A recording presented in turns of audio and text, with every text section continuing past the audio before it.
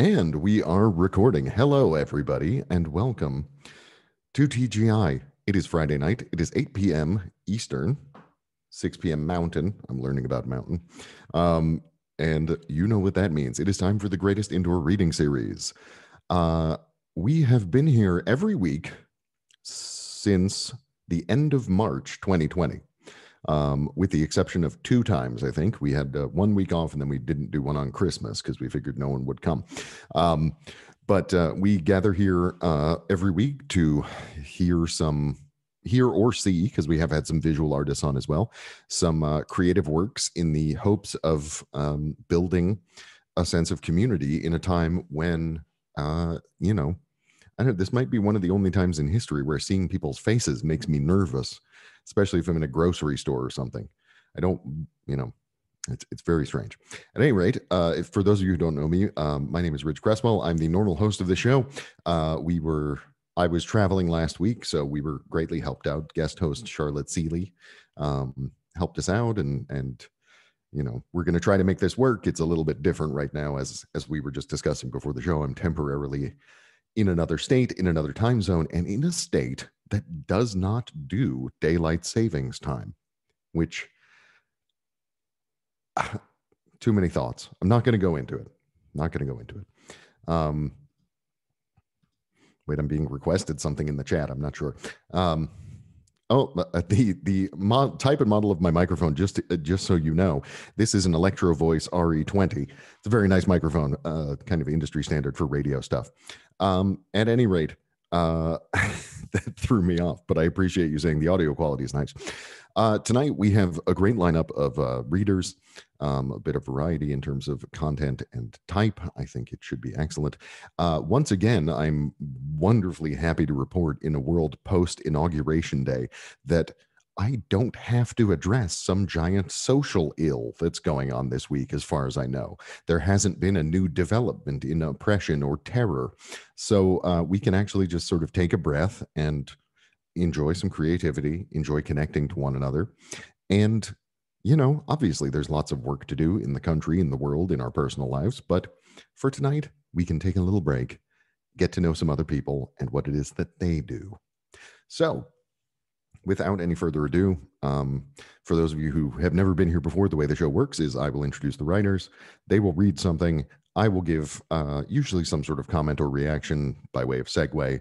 Might have a question or something, and then we'll just move right along. And for audience members, please interact in the chat. The Zoom chat is a wonderful place to share reactions, people like to shout out their favorite lines. Sometimes people get into a race. Who can get the line faster?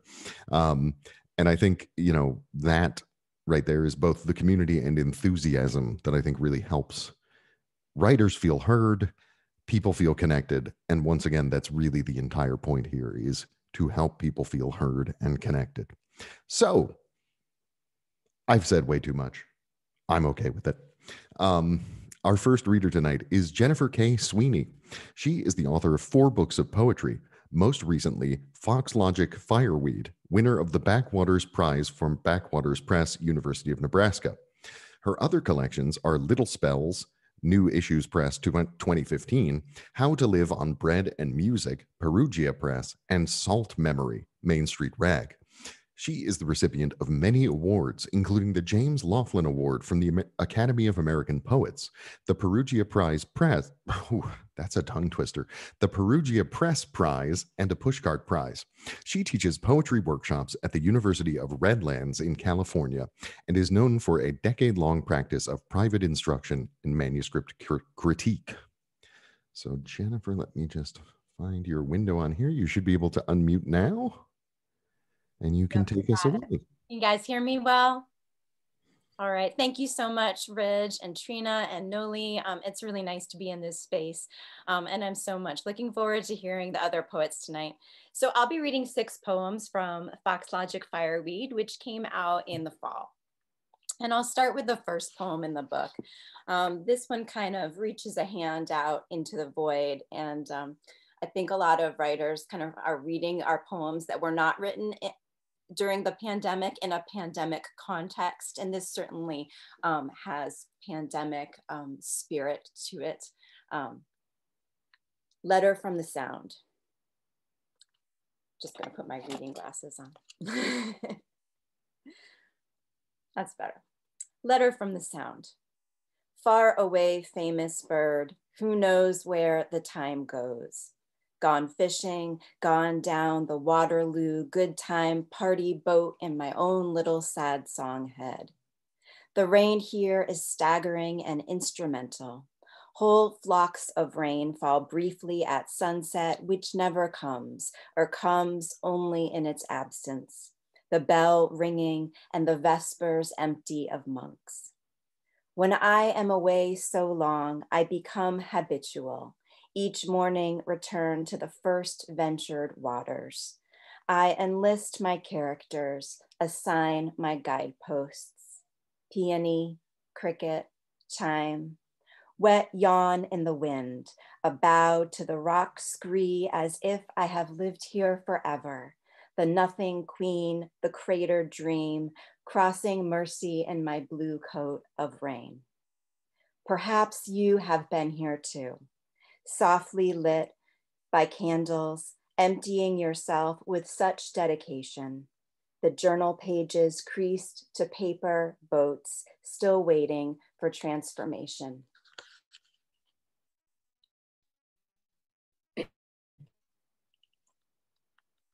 I live in Southern California now, thank you. But I lived in San Francisco for about 12 years. So that's the setting for this poem. It takes place in a part of the city called Soma, or south of Market Street. Picking up my wedding dress. I circled the city block farther out, parked beneath the highway overpass next to a huddle of cardboard shelters, and walked the 6 blocks alone. What I liked most about San Francisco, it was such a good place to be alone in. I tried on the dress one last time, and again, the seamstress tried to stuff my chest with the padded cups.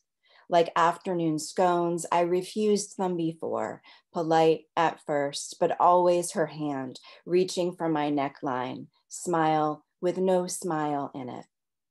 I tossed them by the circular mirror, multiplying into puddles of milk. To walk back into the gray sketch of that day with so much satin in my casual, panicked face, as if carrying a tent or ream enough to clothe a family. Who was I to hold it? I could not hold it, folding and unfolding in my arms, and trying also not to drag it on the lived-in sidewalk, crossing streets in a final moment of most singular aloneness before not. Past graffiti fences, shag-boarded clubs. Next to the car, a man, squatting with his pants off, yelling at everything.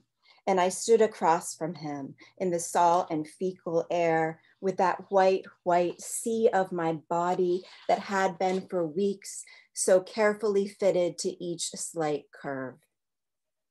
I was someone who had been attended to. The dress holding me then as the bay wind was also holding me, pinned to concrete where I could not look away.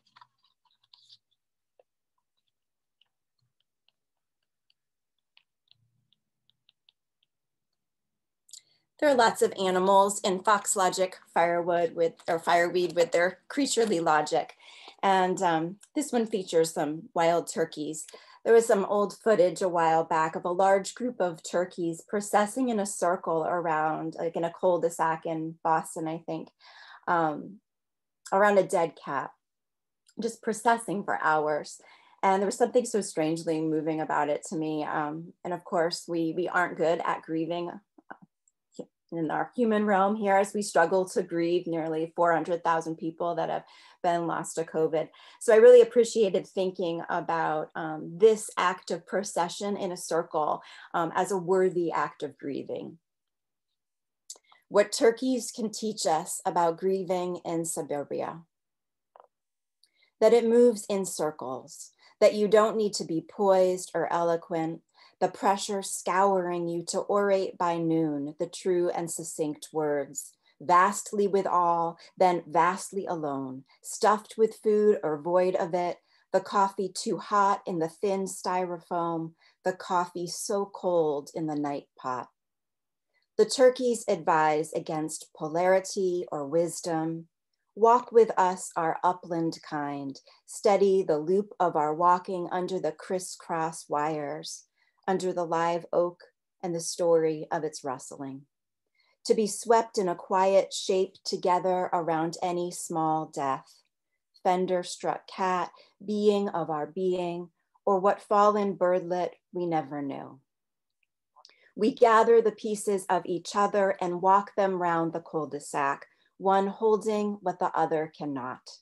The procession need not advance, nor march toward any heavy door waiting to close. Let the ownership of grief be the shadow of a wheel and its moving parts. And if one sounds the rattling drum from the well, we bow our necks and sound the terrible beauty that weeps us.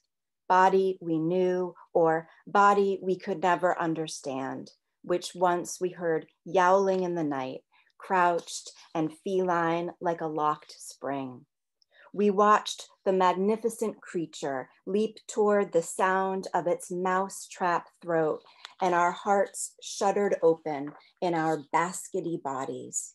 We watched the dark fur of it fly toward itself, claw thing, no wings anywhere. Limp dead street, the lights creaking on at dusk. Round and round, oh moon, what are we to do with all these feathers?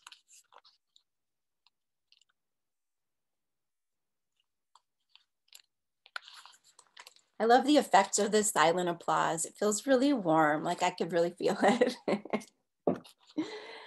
It's gonna seem so loud when we return to regular poetry readings and everybody claps loudly. This next one is a short lyric dance between writer and page. Duet. Begin with 5 words: chicory, suckwitch, Matterhorn, burrow, sticks. I stretch them across the flat line and wait for a spark. And if this act of listening is useless as standing in a field inventing doors, then come, my little failures, meet me in a gift shop in the middle of nowhere, where cheap clock hands spin circles of air. Let me cradle you in the cold disk of a hot pink seashell, slip inside your rickety wooden shoes and charm no thing and its counter thing. I have no strings, I have no fire, but I can sit roadside for hours, watching the hawks chase the crows. Who says habit isn't original? The wet eye, the being, its small measure of daily noise, hum and the grass trembles.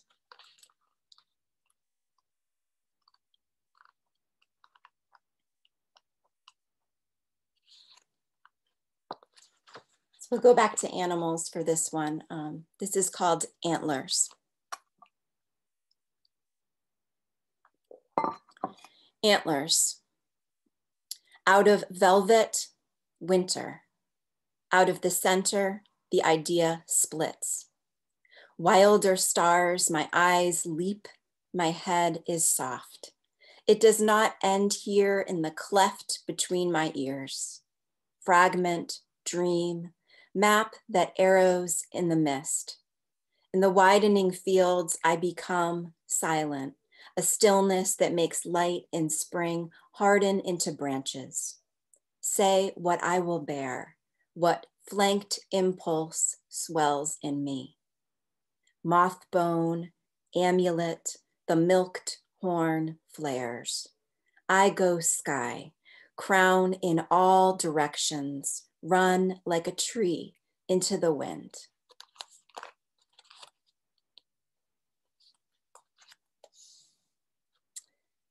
And I'll end with this one. once I was doing an internet search that I no longer remember what I was looking for on the poets.org site. And it must have been something kind of obscure, because if you do an internet search and it yields no results, sometimes you get little notes of advice. And so I got the line, bike shed in italics will often show more results than bike shed in quotes. Maybe you've seen that before. I think it's like kind of a standard bit of advice, but it's such an odd thing to say that I stopped what I was looking for, and I ended up writing a poem about the thing italic versus the thing in quotes and what the limits are between those two. So this is bike shed will often show more results than bike shed. Whale song will often be louder than whale song. As flower girl runs faster into the field than flower girl. And stardust settles more thickly than stardust. Fish stick will often know more of fish than fish stick. And beach glass will often know less of the sea than beach glass. Draw fire away from its place, rain from coat, milk from man. Let light in that strangeness may be reassembled by the breath. That a bike be a shelter, that a shelter carry us off on slim wheels. That riding is a condition of leaving, that some fearsome thing always comes loose in a circular wind. Unhemming the couple, one pauses to see the thing in its own delicate spiral. This cannot be helped. You with your sturdy distance, I with my mud shoes and water spigot. How I want to part them now, ecstatically, the mud and the shoes, the table and the spoon, the air and the port, and zoom down the center aisle with you, shedding ourselves of bikes and stars and plans. Thanks, everyone. Jennifer, thank you so much. Excuse me, desert voice. I really enjoyed it's interesting. Poetry is always it's sort of split into two experiences, right? Because there's it reading and it being read to you. Those are two very different things. And I think the sound and just the pure sensation element is really important in poetry. As well as the imagery and content and sort of emotional thrust behind it. So I think especially that last poem, you know, thinking about even just you putting, because like you can hear verbal quotation marks. Like I do it on the phone sometimes, where I'm trying to stress that this is not the real thing. This is something that other people are claiming is something. And I think that one of the things that it strikes me is endemic to the experience of a lot of people in the 21st century is this desire for authenticity, for a sense of the real and like an actual, you know, getting to the root of something. So I think that's just it's really interesting how sounds can make that happen. That was my phone making noise. I hope nobody heard that. At any rate, I really wanted to zero in on the poem regarding grief and about the turkeys. I think that's such a wonderful image, and actually it immediately put in mind for me, there was one time, and I'm not going to go too into detail here, but Trina and I were once held hostage in a graveyard by turkeys in Providence, Rhode Island. There were just wild turkeys everywhere that people had been feeding, and they were doing the same. They were just sort of going back and forth across the road. And there's this absurdity and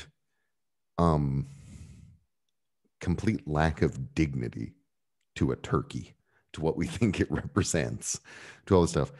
But what I love so much about that poem is using this silly, bizarre display as a more appropriate interaction with grief and with the nature of grief than our very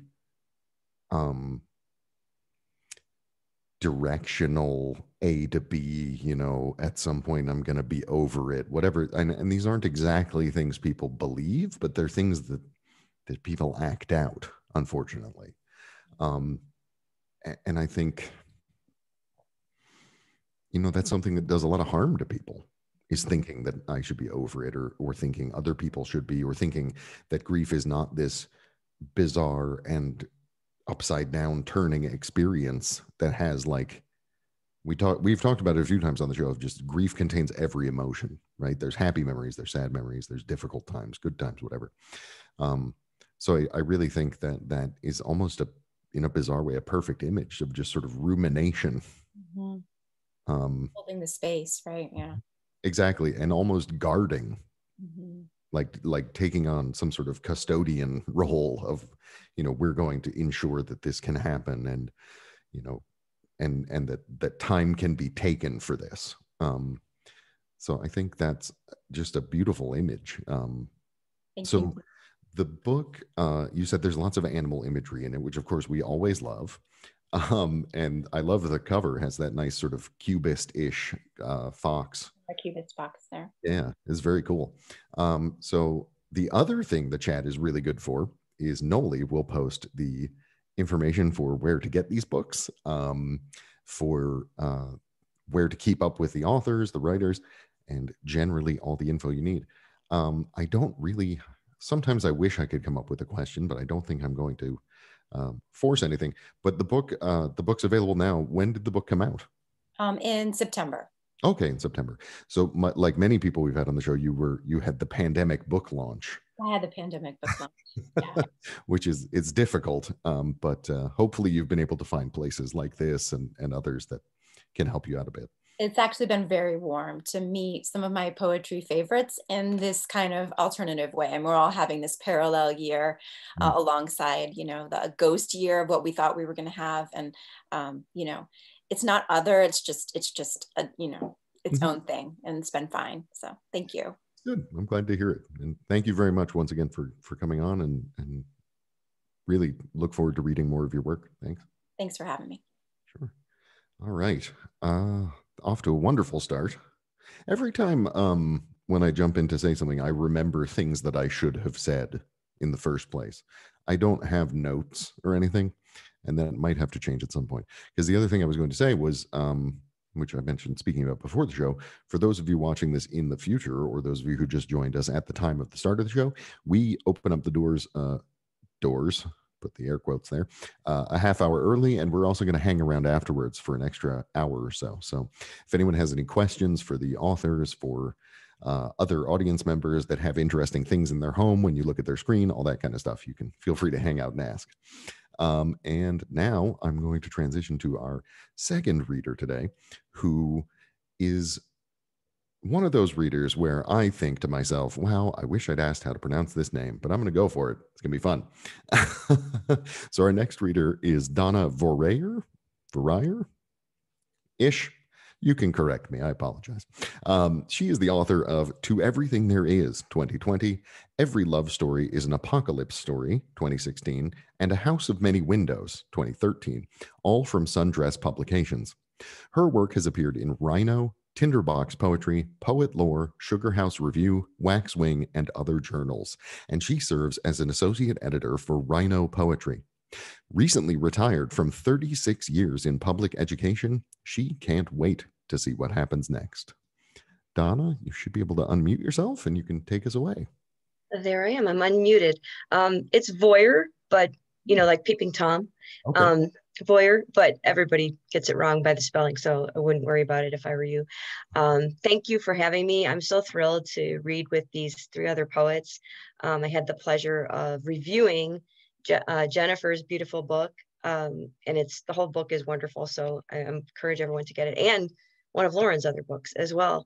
So I'm familiar with their work, and I'm really happy to be reading with them. I'm going to also read 6 poems. 5 of them will be from my latest collection, which is called To Everything There Is, from Sundress Publications. And then I'm going to read a newer poem at the end.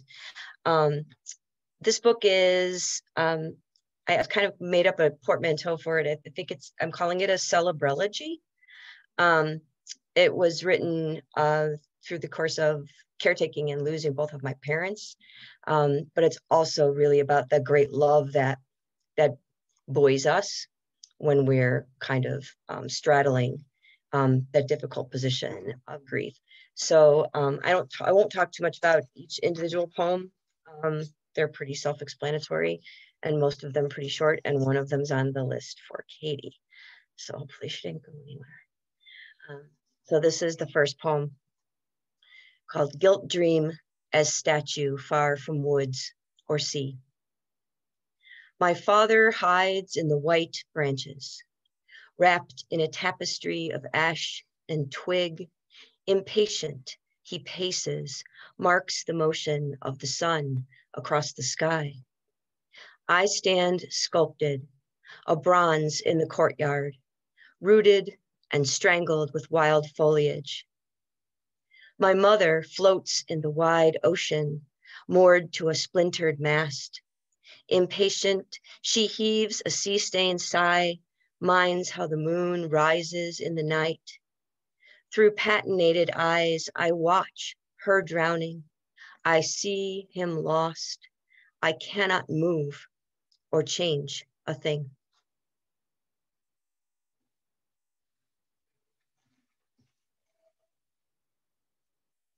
This next poem, I struggle with titles a lot. And I can't remember who told me this one time, but someone said song lyrics are good places to find titles. And so this poem, which is called The Opposite of Amnesia, actually comes from a Fall Out Boy song. So shout out Fall Out Boy. The Opposite of Amnesia. Tonight the wind is a frenzy of gulls, a broken vow, and grief makes a dry-docked promise of sailing. I say I do not want this cross, even while I smelt the nails, choose the boards, eye the edges straight. A wave overtakes me, drenching my materials. This weight, I reside with it. This breached bow I try to repair with patience and handiwork. I deftly string 1,000 shells before they tumble and leave me weeping on the pier. I have been nothing but brine and iron for weeks, and yet you remain stalwart while I struggle to return to human form. I avoid the mirror. We search for omens on the beach, sigh and dive together into a surf of tangled sheets.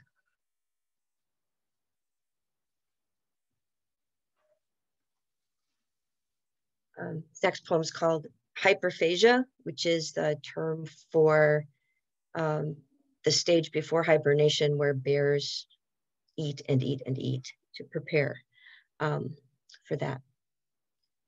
Hyperphagia.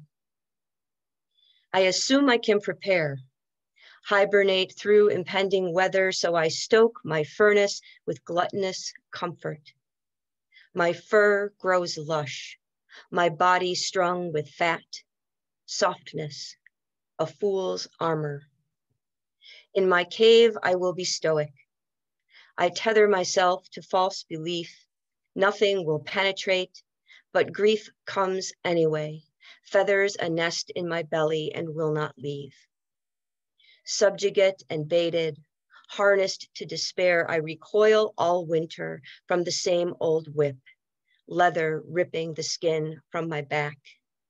The body becomes lean again with this labor.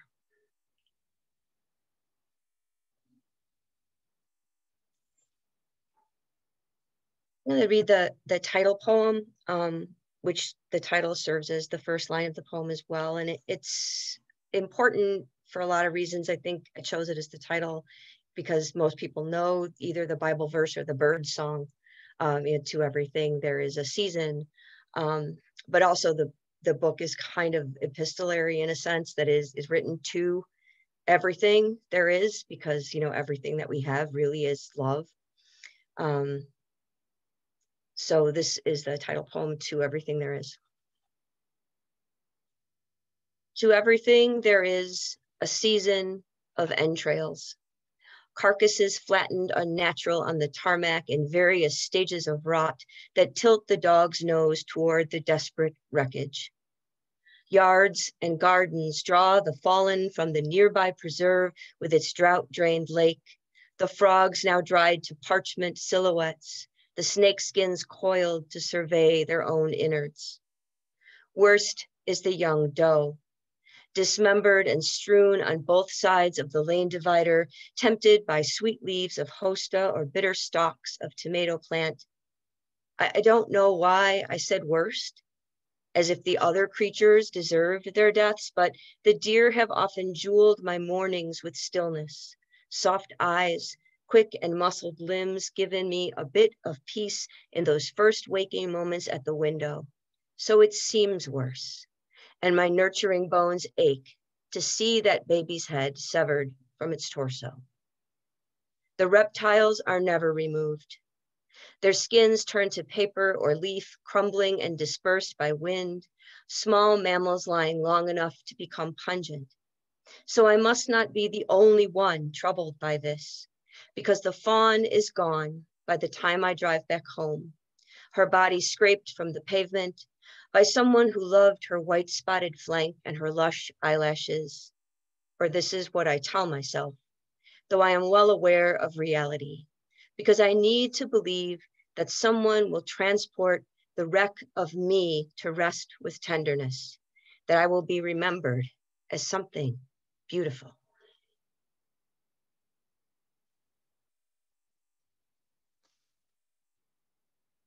Thank you. So two more.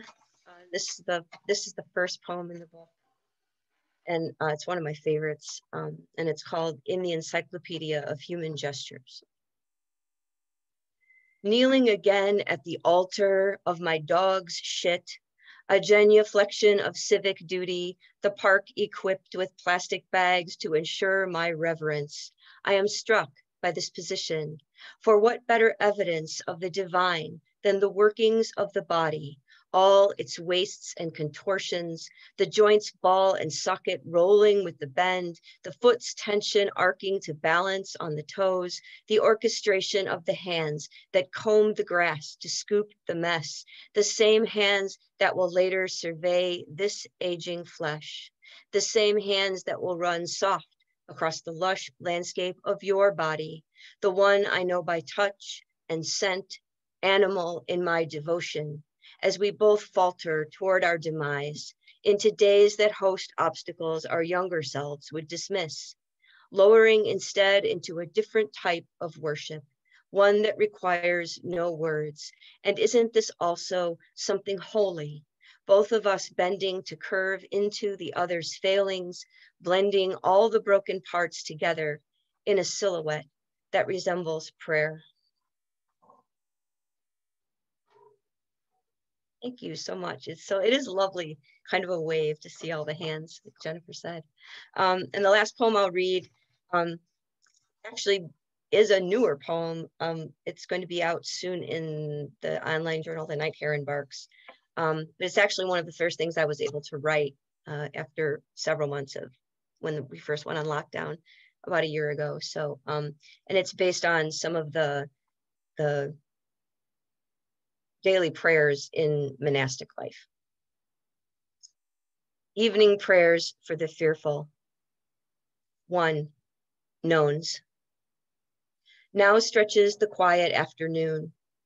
Locusts praise the yard with their resurrection, and fragrant butterfly bushes attract their eponyms, now tremulous with wings. Surrounded on all sides by fertile green, envious green, grass and leaves and fronds, all free to steal away with the wind, me with nowhere else to go. 2. Vespers. The grass burns where there is no shade, the deck boards scorching my feet. The heat is relentless, my skin brown but for blanched breasts and belly. I hide the most vulnerable places, keep them under wraps, say nothing. Both dreams and the deer are dormant, brain and breath slowed to the sweep of cool from a briefly opened door. All winter I yearn for sun, and then it comes, too strong.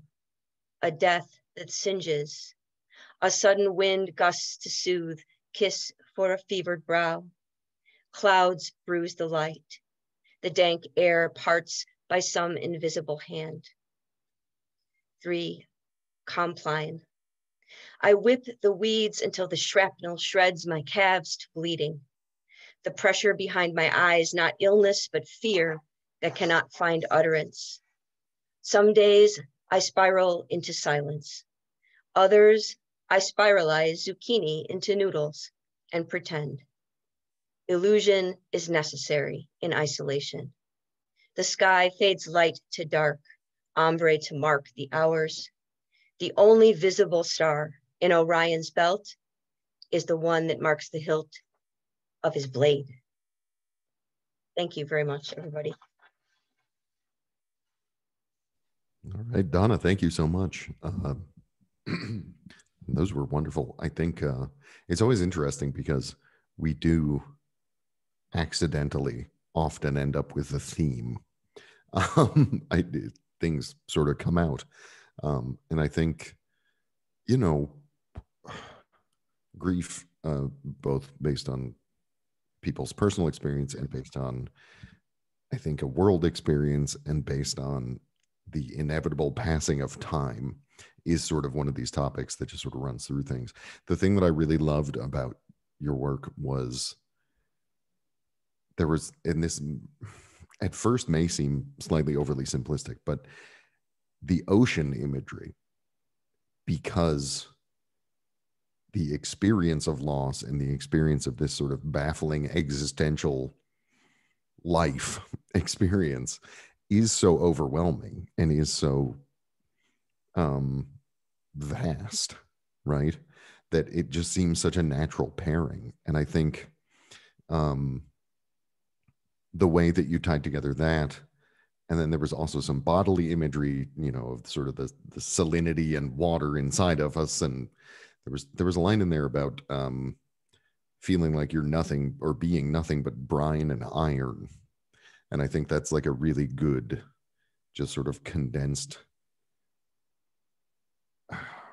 raw version of some human experience that is to feel completely wringed out and not sure where to go next. I think it's I'm struggling slightly, partially because of, you know, the move and the climate change and all that stuff that I'm experiencing personally, but also because these are buttons that push very deep non-verbal experiences. And so I think one of the things that is remarkable about your work and also Jennifer's work that we heard previously is that, you know, poets' jobs to some extent is to put this ineffable hugeness into words. And that's where like non-literal descriptions come in and all those things.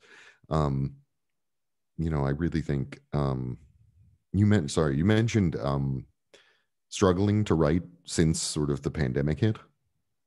Yeah. Yes. Yeah, I would say the first, well, I was still teaching in March when we went to lockdown. So I was busy. But I wrote almost nothing for 4 to 5 months and I couldn't read either. So a lot of the images in the newer poems come from just my immediate surroundings, which is very different for me. Sure. Yeah. So, and the ocean, just very strange. It does show up a lot in the book. And I think for the reason you said, I love the ocean, but I've lived, you know, in the Midwest all my life. So I think there's also a little bit of longing there about the ocean having this kind of cleansing property that a lake or a river, which is what I have access to, doesn't quite have. Yeah, that is kind of the thing is that the ocean is this giant, all-consuming, potentially scary thing. But the beach is so nice. Like, to be near it and to go into it a little bit is this sort of cleansing rebirth. You know, there's even back in sort of Renaissance and classic stuff, you know, the Venus on the half shell and all that coming out of the waves. So it is a very, like many things in humanity, a very complicated and sometimes ambivalent relationship that we have with it. At any rate, thank you so much for coming on the show. And thank you for having me. It's been wonderful. And as Jennifer said, it's been really beautiful to see how those of us who have had books come out during this time have been so embraced and welcomed by online communities full of people that we probably never would have met had we been reading in person, simply because of expense and geography. So I really appreciate the fact that not only that you do this show every week, but that you invited me to be a part of it. So thank you. Oh, sure. Thank you. And thank you for saying that. You know, that is, I agree entirely. We've met so many people that don't live near us, or that we wouldn't have otherwise. I mean, genuinely. And I think this is the thing with consistency. And, you know, for everyone who's here tonight, we will be here next week and the week after that and all that. But one of the things about consistency is, like, we've made friends that we've never met. You know, we have like actual, you know, fairly deep emotional relationships with people that we've never met. We have seen all their living rooms, though, and that's something. There's power there. At any rate, thank you very much. And yeah, you know, happy to be here and happy to provide some space for people. Yes, Trina has just said, I think it's been in the chat, it's been pushed towards me as a catchphrase, but I've never been able to make it work. But this show runs on friendship. I think it'd be more fun to say, like, this show is a friendship powered rocket sled. I don't know. I'm a little tired. I think we should move on. Our next reader tonight is Lauren Camp. She is the author of 5 books, most recently Took House, Tupelo Press 2020, which Publishers Weekly called a stirring original collection. Honors include the Dorset Prize and finalist citations for the Arab American Book Award and the New Mexico Arizona Book Award. Her work has been translated into Mandarin, Turkish, Spanish, and Arabic. In 2020, she was selected to be one of the 100 international artists for 100 Offerings of Peace. She lives in New Mexico, where she teaches creative writing for people of all ages. Lauren, you should be able to unmute, and you can take us away. Right. Thank you so much. I'm so happy to be among friends, new friends, old friends. Really, really happy to be here. Jennifer and Donna, such a stunning pleasure to hear your words, your poems, your the animals you took us to, the landscapes. I'm really thrilled to be here and excited to hear you too, Tina. So I'm going to read mostly from Took House. I think I'm going to read one new poem at the end. But basically I'm going to read from Took House, which came out 7 months ago. Also, yes, Donna's holding it up. Also a pandemic book, and agreed on what both of you have said. It's been a very supportive community of people everywhere, holding us authors up who have new books, who have not been able to go out and spread that word out in real spaces. So, the poems in the book either need a huge amount of explanation or none. So I'm going to go with none for the most part and see how we do. I'm going to start with some poems that I haven't read to audiences at all. The first one is called Not to Not. In an alley, we swerve unhurried into stars, kiss the calcium-rich light of the crescent moon. He hands me his madness, and I arch, all sinew and lava, all watermelon sugar. I murmur marred words to his threadbare shadow in tiny constellations, until each sentence is the wet claim of want, packed into bricks and pots, a fragrant bloom of desire. I must not be distracted by the bottle and his cup of kisses, the blue sardonic laugh of his flesh, and this uncertain commerce of lust, the infinite haste for his hands on my body. I cannot gather such flourishes, the casual spill into intricacy with its bulbous afternoons of sighing.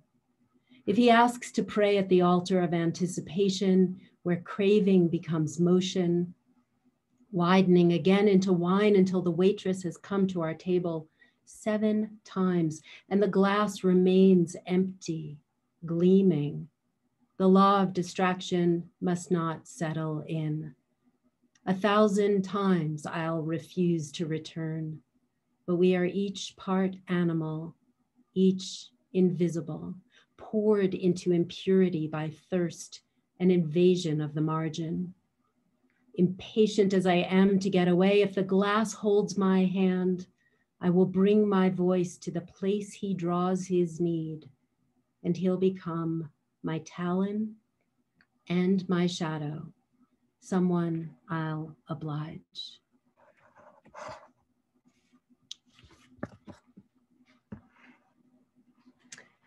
Thank you. So I'm also in the desert. I'm in the high desert of New Mexico, and there are poems about desert raptors here. This is called Swainson's Hawk. White throat and pointed wings, a perch in Spanish bayonet, in shinnery oak, in pasture. Small eyes tucking in to prey. I always forget the haste of dismantling the torn off evidence. Leopard lizard, whiptail, kestrel, shrike. While stars are raw, a raptor feathered to the toes will eat grasped rats and voles, collect the flapping bats. Another bone, another funeral, the supply nearly endless. I'm arriving on time to a table. The mouth holds sorrows, teeth cling to the soundless. The leaves and root, the sunset rushes by. Somewhere a rabbit warm in the hawk's beak.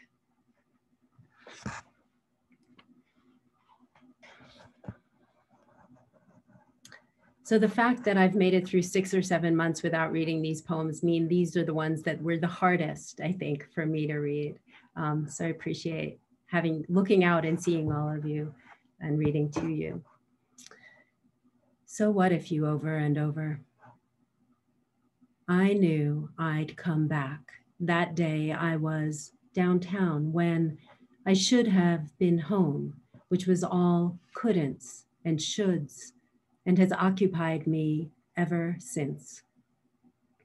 I entered the bar without words. I entered the rue of a dark where fat questions of virtue were slung on the back of a chair, the edges of skin, the barren landscape, and in there a palace, everything in me and our large sips. It was never far to the place between tolerance and guilt, and I hardly tried to climb out of my ways. Thank you. The book has a main storyline that is about a relationship, and it also has poems of raptors and a third component, which is ekphrastic poems, poems of artists and art processes. And those other two components either feed into the relationship or give a breather from it. I'm not sure, maybe both. This is one of the ekphrastic poems. Most of them are based on minimalist or contemporary, more contemporary art. This is the oldest, and it is based on a painting by Pete Mondrian called Composition Number 2. It's from 1920.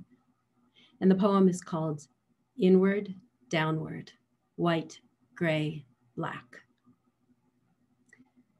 The box in the middle opens a door to the pond in his backyard, where no one ever quarrels. The sun elbows the red fence with loose gatepost in the back alley, and tender cold air from the side yard comes to meet the sweet and endless blooms.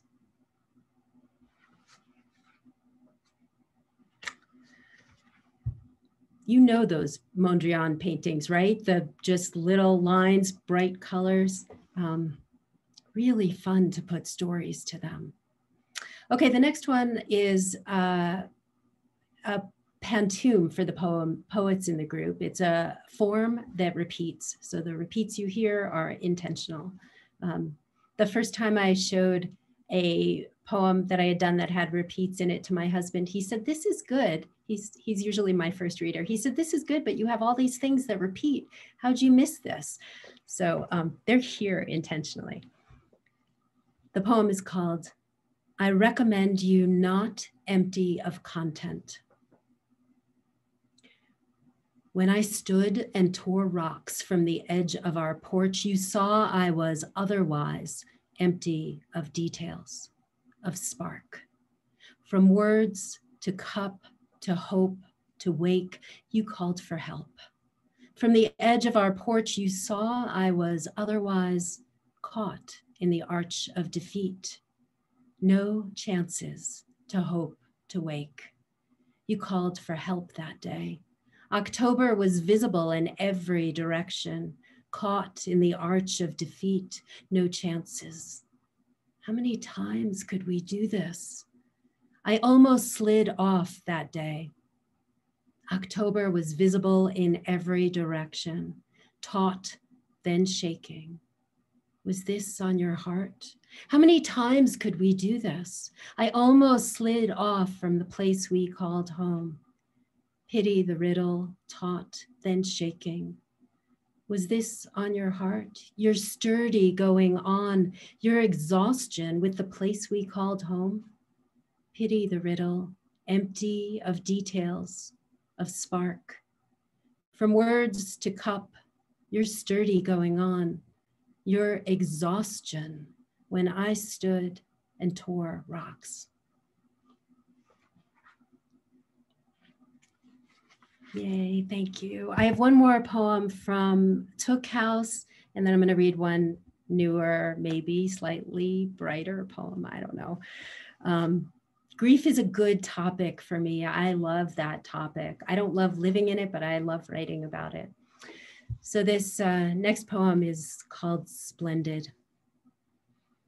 Yes, it was splendid, praying wholly with liquor to the 12-bar pattern of his tragic. Our hands and fingers, the interior weather, such latent languor. The waiter was never far from the mouth of our error and ready to please us, to place fuller glasses beside us, filled with disorder. Over and over, we sat at a table without days, our lips scarlet with logic and random syntax. We sat through summer's collar, sat through sweet mustard and drought, my soft opinions, his signatures, then winter's slaughtering wind spread on the desert. We perfected ours, our small infinities and unremarkable habits, the flesh, our last words. Of course, at some point, we at the table were reminded only of breathing, that echo and echo.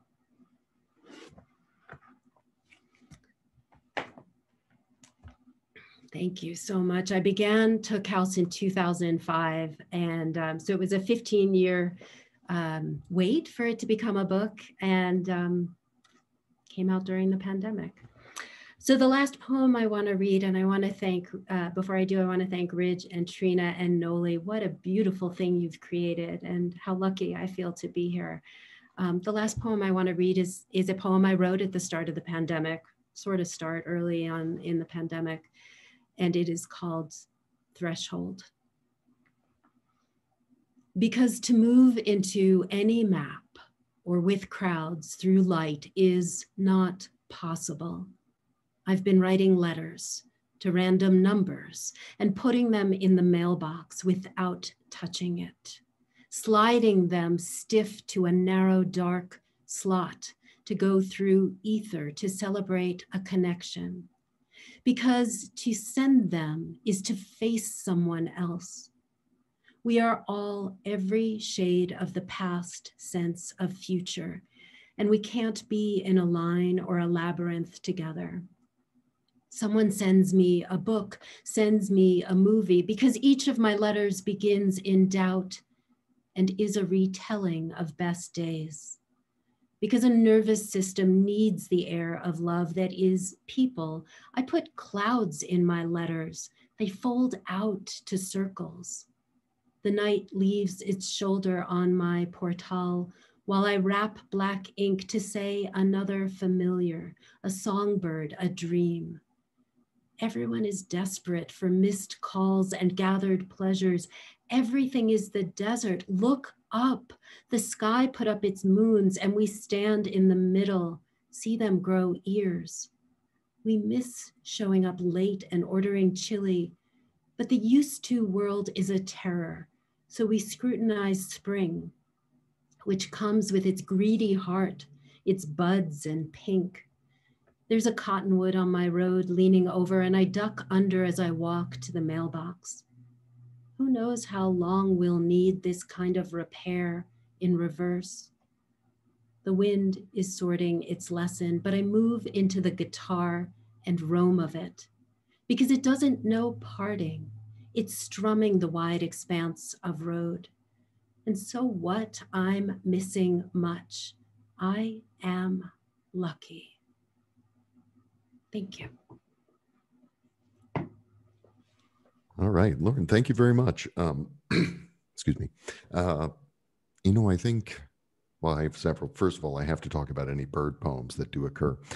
Briefly, like many people, I found myself becoming a birder during the pandemic. For me, it was an audiobook that I narrated about a guy who was a birder, got me into it. But I think there is something endlessly projectable, if that's a word. Like you can kind of just put things on birds and it works really well. And I think especially birds of prey and birds of prey that maybe are a little not, you know, everyone has certain associations with a bald eagle, right? Whereas a Swainson's hawk, or in the Northeast where I normally am, like a Cooper's hawk or something like that, a small, relatively small bird of prey that's just out there sort of surviving. And it's much more, how can I put this? It's much more on the edges of sort of what we consider acceptable experience. And there's something to that reflects parts of our own experience in a way that is so interesting. And I think that's been one of the things during the pandemic with a lot of people with nature. And honestly, your last poem sort of touched on it as well.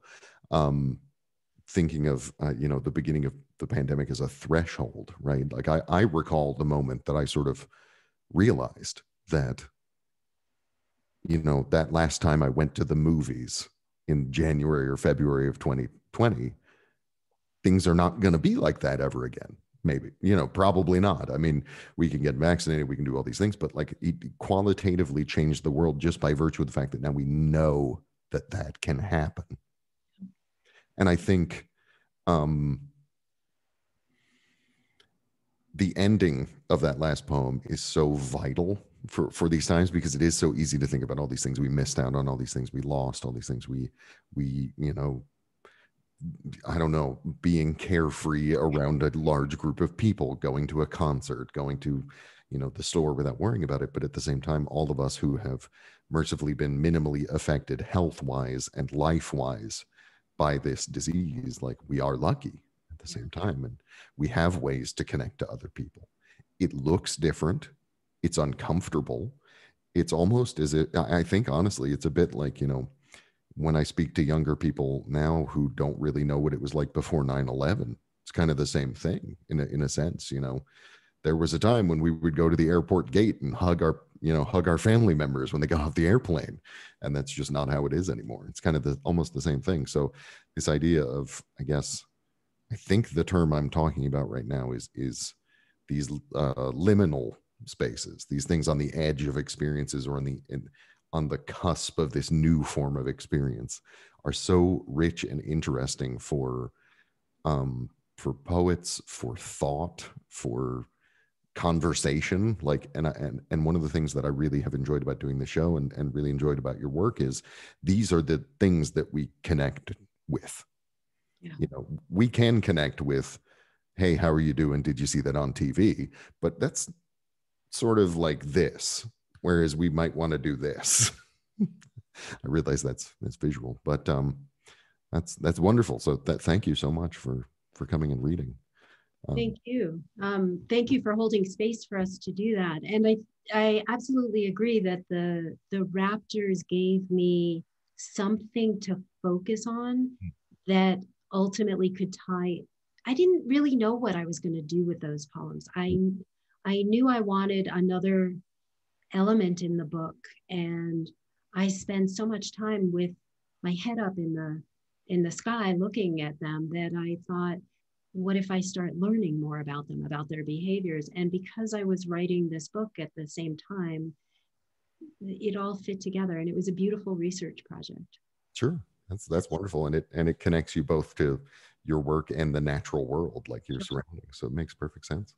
Well, that's great. Well, the book is available now. Noli just posted in the chat where to catch up with you, and also how to get not just the book, but a signed copy of the book if people would like to. So I encourage people to go do that. Thank you once again, Lauren, for coming and reading. Really appreciate it. All right. We are, this show consistently, and this is up to Noli, is filled with wonderful writers and readers. I'm consistently impressed because I don't know if I've made this clear. I don't do a lot of preparation for the show. I'm sorry. I just don't. I read everyone's bio. That's about it. But Noli has been yes, Trina just pointed out in the chat, she is our queen. She is the motor for this thing, I think. All right. Our final reader tonight is Tina Kelley. Tina's fourth poetry collection, Rise Wildly, appeared in November from K Press, joining A Bloom and a Rye, Precise, and The Gospel of Galore, which won the Washington State Book Award. She co-authored Almost Home, helping kids move from homelessness to hope, and shared in a Pulitzer covering 9/11 at the New York Times, where she worked as a reporter for 10 years. She and her husband have 2 children and live in Maplewood, New Jersey. Tina should be able to unmute, and you can close us out. Here I am. Thank you. Thanks so much for including me in this, and congratulations to the other 2020 class of 2020 poetry book writers. Not a great year to come out, but in some ways it really has been, because you get to see people who are famous people who wouldn't come to your regular poetry readings in Maplewood, New Jersey. I'm going to start off. I think it was Billy Collins who said every poem is either about love or death. And in the tradition of the evening, I have some grief poems and some love poems. I'm going to start with this one, which is called Help, My Mother is Dead, I Feel Light. She lived 2 years in a falling spark. My social mother, hostess of the 40-year Christmas tea, ladylike but loving a raunchy joke, was reduced to a whispered for yes. The morning her alive poinsettia, yellow and spindly, drops its leaves.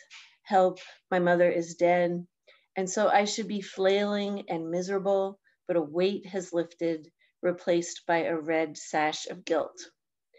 No longer watching for each medical mistake, monitoring the wound for increased redness, which appears only late Fridays, ER the only option. No longer struggling to cover her stiff arms, praying like a dead ant's. When she held her cheek, how could I know if she was in pain? Surely she was when that tooth fell out. Parkinsheimer's, or whatever it was, snatched her from my children, who had gleefully ganged up with her against me. As if, the mantra, talk as if she could understand, not knowing if she was bored or miserable or done, dying an inch a day. It could be worse, I said for months, knowing it would be and was. Can I skip ahead, please? Then ghostwriting her Christmas card from hospice. Then the chilling one-note teeth grinding each night. Did she simply recede into before times, a 4-month-old without the crying? Could she cry? Would she? She hadn't much before, was proud of that. The last day, Christmas Eve, she couldn't blink. At 1 p.m., I asked the nurse for eye drops. She said we'd need a prescription. Years ago, after Dad died, I'd traveled for work, called home every day. Her beloved six-toed cat, Cranky Hobbs, was failing, her last animal. Every day I asked, how's Hobbs? About the same, she'd say. When I came home, he was long dead. She hadn't lied. About the same, dead, close enough for her. She'd protected my mood even then, when I might have been able to comfort her. Even then, she wished me light. Thank you. I'm going to alternate moods so as not to bring people too far down. There's a lot of happy stuff in this book as well. The title comes from this poem, which is called, oh, I didn't show you the book. I think it's really beautiful. It's not written backwards in real life. I don't know, it looks backwards to me now. And Kevin Carey has this habit of making books that you just kind of want to pet. They have sort of a velour cover and they have the French flap, which you can use as a bookmark. End of commercial. Rise Wildly, as I said, comes from this poem called Trains Running After Storms. And I got that from a headline from the New York Times, July 20th, 1997. I had to commit flight. I had seen too many birds escaping, flying off to the sides, as if I were evil. In the east, the rumbling called to me, kept ahead of me, vanished. I rose and laughed. Be confident, the other trains told me. Rise wildly. I saw a star that appeared for only a second, then another star, then another, short, fast stars, all far more complex than we had imagined. The sky, the flat land, the fields. There is more so of everything, like daybreak in a house you knew first at night. In one car, everyone had the same name, all the Yolanda Schmidts on the planet at once. I saw meteors all day behind the night. Yolanda, age 9, wanted to know what never mind really means. The fields near Spokane looked like lily pads, green circles of irrigation systems. The last train followed the last engine, like the flung back droop of Columbine spurs, triumphant. We were magnificent. We're in the castle of the angels, the 5-year-old Yolanda hollered. You know the look of the small plane flying beneath the big plane, that sliding lack of control.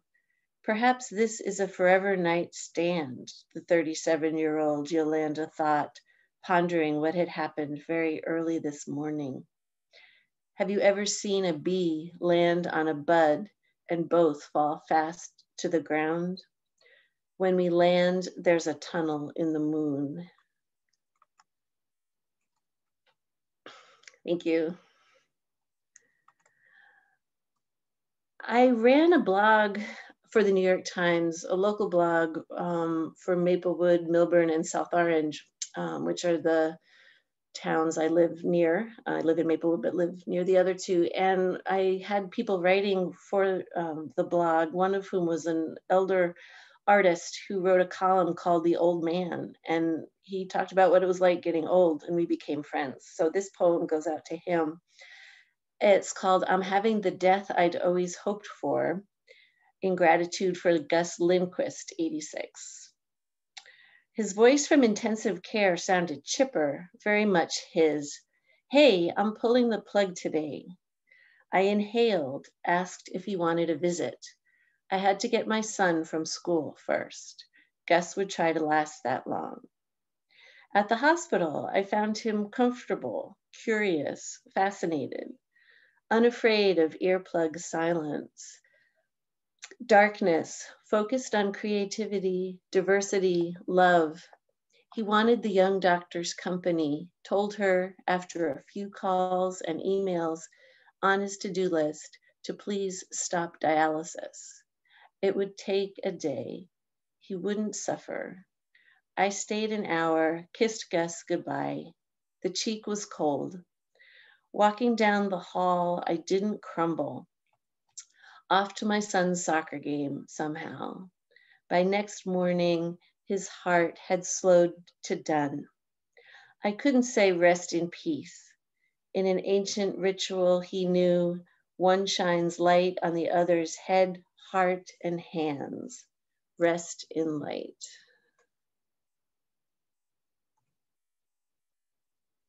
Thank you. The next one I want to read was inspired by a Patty Ann Rogers poem called The Importance of the Whale in the Field of Iris. She is my all-time favorite poet, and I wanted to write a poem like hers. It's called The Mutual Gratitude of Fountain and Solstice.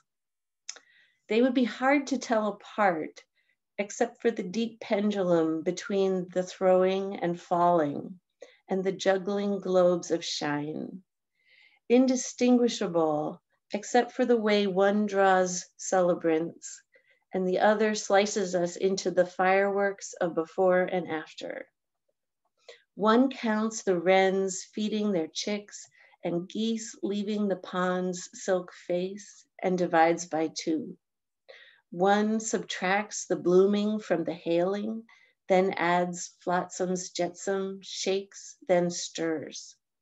Both will offer you front row seats, praise goosebumps under terry cloth, hijack you in whirlpooling, growing and dying, marry you.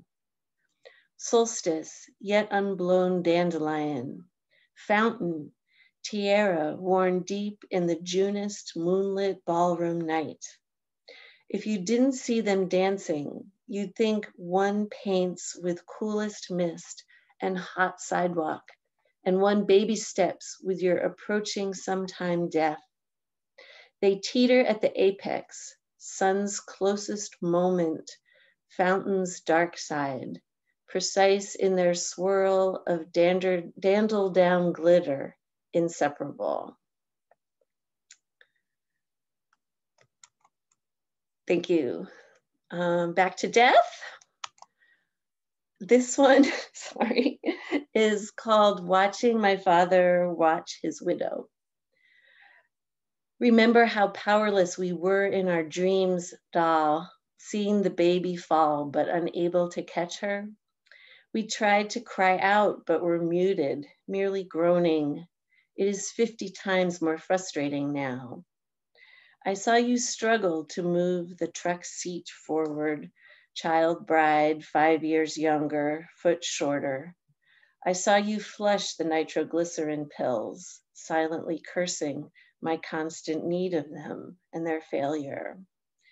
Gad, when do you need a good man more than now with your shooting leg pains, backbone arthritis, dizziness, tiny shards of sleep if the ledger's off, damned old age, rallentando without the glory.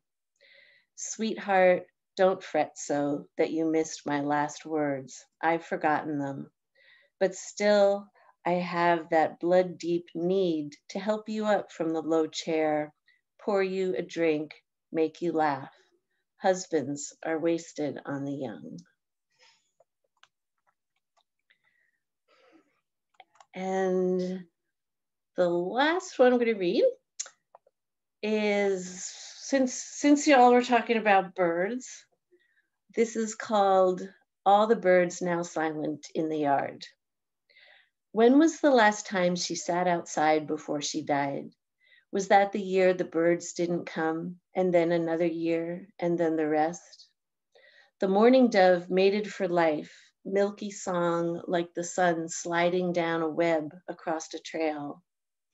The music of warm coins in a pocket, the thrush sounded like that, if the coins were gold.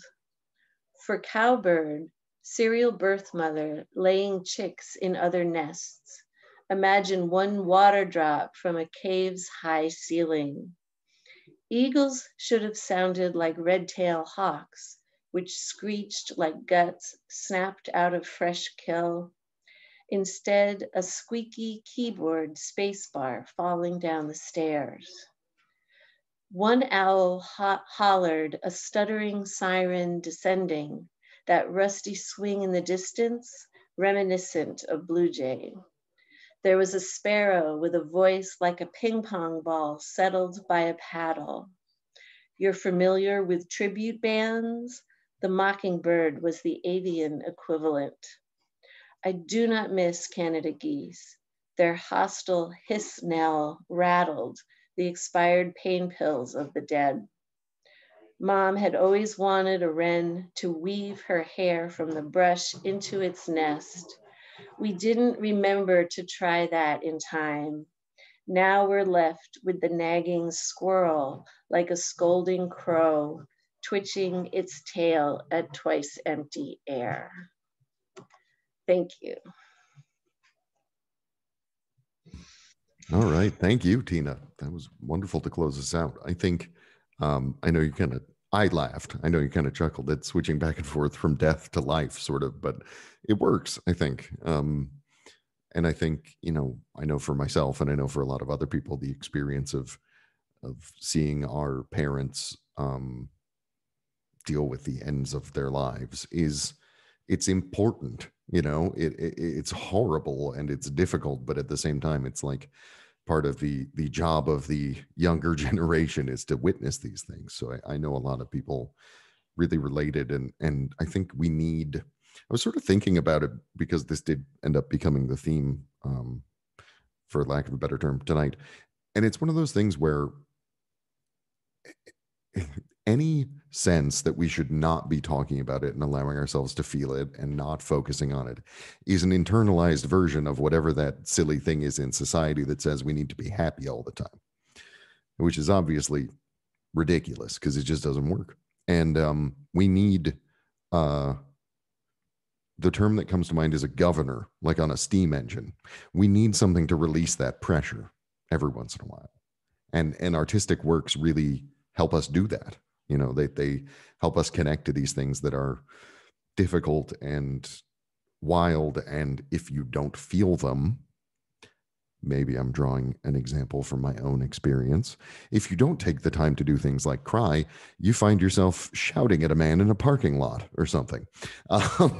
You know, it spills out in other ways. So I think that's wonderful. And then obviously, not just to focus solely on birds as a matter of interest, but I do think the sounds that birds make and the sounds of, you know, a porch that your mother used to sit on, or your hometown, these things, this is part of it's a landscape element, or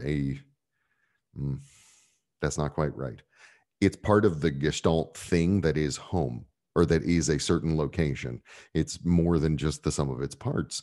There's the smell, there's the temperature, the sensation, but there's also all these little sounds in the background. And I think one of the things about the pandemic and the way it's changed our relationships to nature is now that we're not all, especially in the New York metro area, running from thing to thing constantly and, you know, trying to catch the train or trying to go to this place or have this meeting or whatever. Now that we can kind of take a moment to chill out, we're really more attuned to it. And I think it brings back a lot of memories, because the last time that many of us, myself included, were this attuned to what's going on in the backyard was when I was a kid.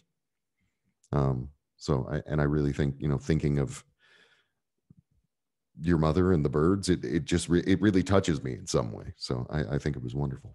Thank you very much for coming. And Noli just posted the links to all your work in the chat there. And I'm trying to think if there's anything else. You know, the other thing, and this is just more a personal note, and you can feel free to respond to this if you want. It actually helped me a little bit to hear about the birds of the Northeast in this relatively alien place.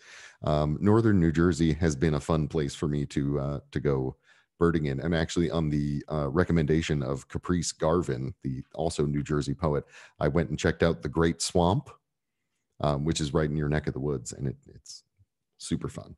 So anyway, thank you very much.